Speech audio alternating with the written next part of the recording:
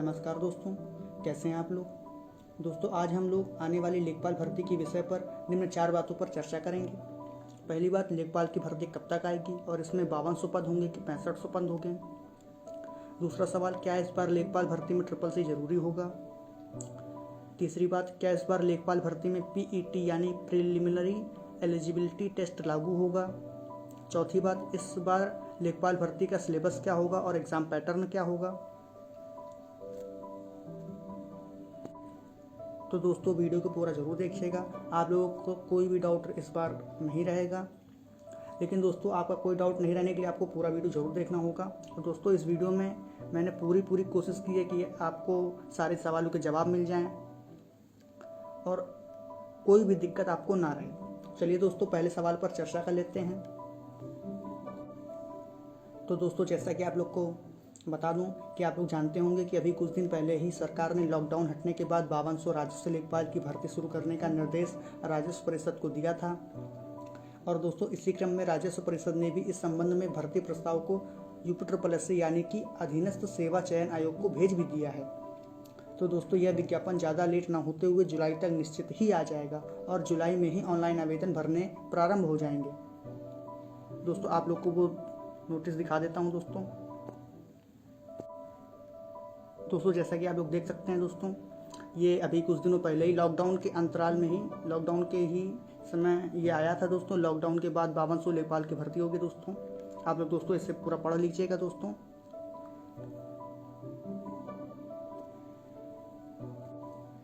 और दोस्तों इसी में बहुत से लोगों के मन में सवाल है कि कितने पदों पर भर्ती होगी, क्योंकि कुछ लोग 5200 बता रहे हैं और कुछ लोग 6500 बता रहे हैं। तो दोस्तों आप लोग को बता दूं कि जो सिर्फ 5200 कह रहे हैं वो सिर्फ राजस्व परिषद की बात कर रहे हैं, मतलब राजस्व लेखपाल की ही बात कर रहे हैं। और जैसा कि आप लोग जानते हैं कि अभी 4-5 महीने पहले ही UPSSI ने चकबंदी लेखपाल का विज्ञापन जारी किया था, जिसमें 1300 पद थे। लेकिन OBC कैटेगरी की सीट ना होने के कारण सरकार को वह वापस लेना पड़ा, जबकि इसी दूसरे दिन ही इसको कैंसिल कर दिया गया। लेकिन दोस्तों 2 ही दिन में लोगों ने आवेदन भी कर दिया था, फीस सब जमा कर दी थी। इसलिए दोस्तों अब ऐसा तो होगा नहीं कि जो है वो भर्ती रद्द कर दिया है, उसका पैसा सरकार खा जाए, ऐसा भी नहीं होगा। तो दोस्तों वो वाली भी जरूर आएगी, मतलब कि 1300 पोस्टें इसमें और ऐड हो जाएंगी। तो दोस्तों अब जो भर्ती आएगी वह राजस्व लेखपाल के 5200 पद और चकबंदी लेखपाल के 1300 पदों पर मिलाकर आएगी, मतलब कि 5200 1300 को मिलाकर 6500 पदों पर भर्ती होगी दोस्तों मतलब ये बिल्कुल फिक्स है बिल्कुल कि जो 6500 ही पे भर्ती होगी। और जो दोस्तों ये बता रहे हैं कि सिर्फ 5200 में होगी, ये बिल्कुल गलत है। जबकि ये दोनों लेखपाल राजस्व और चकबंदी दोनों की मिलाकर होगी, क्योंकि दोस्तों दोनों में योग्यताएं समान हैं, दोनों का कार्य क्षेत्र समान है, सब कुछ समान है, सेम कैटेगरी है, सेम ग्रेड है। इसलिए दोस्तों सरकार अलग अलग भर्ती ना करा के एक ही साथ कराई, क्योंकि अलग अलग भर्ती कराने में सरकार को फिर ज़्यादा एफर्ट लगाना पड़ता है, ज़्यादा पैसा लगाना पड़ता है, ज़्यादा देखभाल करनी पड़ती है, सब कुछ देखना पड़ता है। इसलिए ये दोनों एक साथ ही भर्ती होंगी, मतलब 6500 पदों पर ही भर्ती होगी। दोस्तों दूसरे सवाल पर चर्चा कर लेते हैं कि क्या लेखपाल में ट्रिपल सी मांगेगा या नहीं। तो दोस्तों यह पूरी तरह से सरकार के ऊपर निर्भर है कि वह मांगे या नहीं, क्योंकि 2015 में सरकार ने नहीं मांगा था। 2015 में सरकार ने राजस्व लेखपालों का विज्ञापन जब जारी किया था तो इसे नहीं मांगा था। लेकिन दोस्तों सरकार ने अपने 2013 में एक प्रकाशित गजट में कहा है कि जो है यूपी में ग्रुप सी की जितनी वैकेंसी होंगी उसमें ट्रिपल सी अनिवार्य होगा। तो दोस्तों अगर सरकार ट्रिपल सी मांग लेती है तो आप लोग कुछ नहीं कर पाएंगे और ना ही कोर्ट इसमें कुछ कर पाएगी। तो दोस्तों मैं तो यही कहूँगा कि आप लोग जितना जल्द हो सके ट्रिपल सी कर लें। और दोस्तों मुझे पर्सनली लगता है कि जो है इस बार ट्रिपल सी ज़रूरी होगा, क्योंकि ट्रिपल सी ज़रूरी होने से क्या होगा कि जो है भीड़ भी कम हो जाएगी। तो सरकार ये भी सोचेगी कि जो है कुछ के पास जिसके पास होगा वही अप्लाई कर पाएगी, तो भीड़ भी कम होगी। वैसे दोस्तों ट्रिपल सी करना लाभदायक ही रहेगा, आप लोग जितनी जल्दी हो कर ही लें। और दोस्तों ट्रिपल सी की समकक्ष योग्यता भी अगर आपके पास है तो भी कोई दिक्कत नहीं है, जैसे कि अगर आपने BTech वगैरह किया है, BCA किया है, इंटर में आपके एक कंप्यूटर एज ए सब्जेक्ट है, तो भी कोई दिक्कत नहीं है। तो दोस्तों ट्रिपल सी जरूर से ज़रूर कर लीजिएगा जिसके पास नहीं है, क्योंकि ट्रिपल सी इस बार जरूर ही मांगेगा, फिक्स है, बिल्कुल मांगेगा ही मांगेगा। चलिए दोस्तों अब अगली तीसरी बात पर चर्चा कर लेते हैं कि लेखपाल में पीईटी यानी प्रिलिमिनरी एलिजिबिलिटी टेस्ट लागू होगा कि नहीं। तो दोस्तों जैसा कि आप लोग जानते ही होंगे कि 2015 के बाद अब ये भर्ती निकलने जा रही है और लोग बेसब्री से इसका इंतज़ार भी कर रहे हैं। इसलिए इसमें कम से कम 20 लाख आवेदन आने का अनुमान भी है। और दोस्तों सरकार ने यही सब देखते हुए पीटी ज़रूर करवाएंगे, क्योंकि दोस्तों पीटी करवाने से क्या होगा कि जो है आगे वाली जो परीक्षाएं होंगी उसमें दोस्तों फिर ये नहीं बैठ पाएंगे, क्योंकि पीटी क्वालिफाइंग होगी जिसका स्कोर 3 साल तक वैध होगा।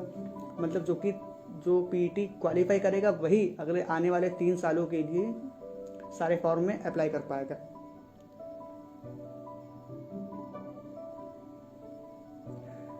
दोस्तों ये पीटी करवाने का एक और मकसद भी यह है कि ताकि सरकार को योग्य लोग मिल सके, क्योंकि पीटी के बाद मेंस एग्ज़ाम होगा।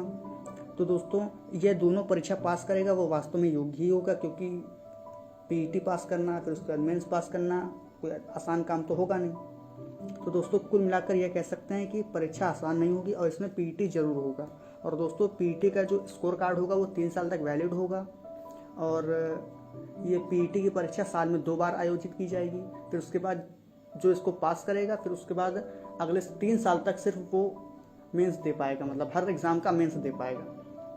और दोस्तों सरकार ने इसको इसीलिए किया है क्योंकि 20 लाख आवेदन आएंगे, तो दोस्तों वो एक ही बार 20 लाख को समेट लेगी और फिर उसके बाद अगले 3 साल तक उसको 20 लाख को नहीं समेटना पड़ेगा। फिर वो परसेंटाइल स्कोर के अनुसार ही सिर्फ 50-60 हज़ार बच्चों का ही मेंस लेगी। इसलिए दोस्तों ये पीटी पास करना आसान काम नहीं होगा। पीटी काफ़ी तगड़ा होगा और काफ़ी हार्ड होगा। चलिए दोस्तों अगले सवाल की चर्चा कर लेते हैं। दोस्तों अगले सवाल पर चर्चा कर लेते हैं कि लेखपाल का सिलेबस क्या है और एग्ज़ाम पैटर्न क्या है।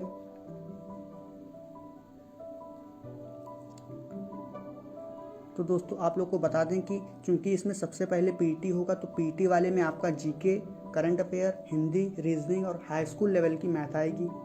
पीटी के बाद मेन सिलेबस होगा जो कि आयोग के द्वारा, मतलब जिस विभाग की परीक्षा है वो विभाग तय करेगा और आयोग दोनों मिलकर तय करेंगे। मतलब कि जो है मेंस का जो सिलेबस है वो विभाग और आयोग मिलकर तय करेंगे।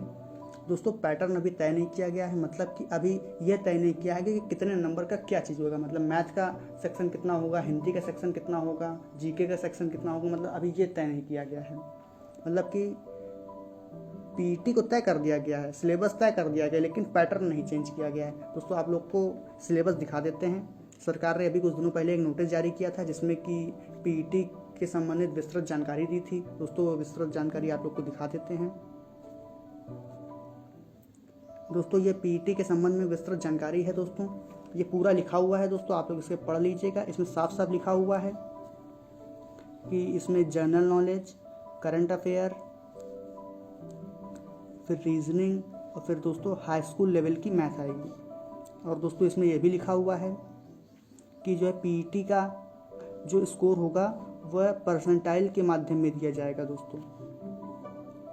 और दोस्तों ये सब कुछ लिखा हुआ है इसमें कि पीटी के द्वारा प्राप्त स्कोर 3 वर्षों तक वैध रहेगा। दोस्तों सब कुछ पढ़ लीजिएगा। और दोस्तों ये पूरा नोटिस आप लोग मुझे कमेंट में बता सकते हैं, जिससे जिसे चाहिए उस वो कमेंट में बता दे तो मैं दे दूंगा। दोस्तों अगर आपको कुछ भी समझ नहीं आया है तो दोस्तों आप लोग पूछ सकते हैं कमेंट के द्वारा। और दोस्तों वीडियो को लाइक ज़रूर कर दीजिएगा, शेयर कर दीजिएगा और चैनल को सब्सक्राइब कर दीजिएगा। और दोस्तों हमारा एक व्हाट्सएप ग्रुप चलता है जिसमें हम सारे एग्ज़ाम की तैयारी कराते हैं। तो दोस्तों आप लोग डिस्क्रिप्शन में लिंक है दोस्तों, लक्ष्य सरकारी नौकरी के नाम से, दोस्तों उसे ज़रूर ज्वाइन कर लीजिए। और हमारे टेलीग्राम में भी जुड़ सकते हैं आप लोग, उसमें रोज़ आपको शिक्षा जगत की खबरें दी जाती हैं। और दोस्तों वीडियो को लाइक ज़रूर कर दीजिएगा, शेयर कर दीजिएगा अपने दोस्तों में और चैनल को सब्सक्राइब ज़रूर कर लीजिएगा। Thank you.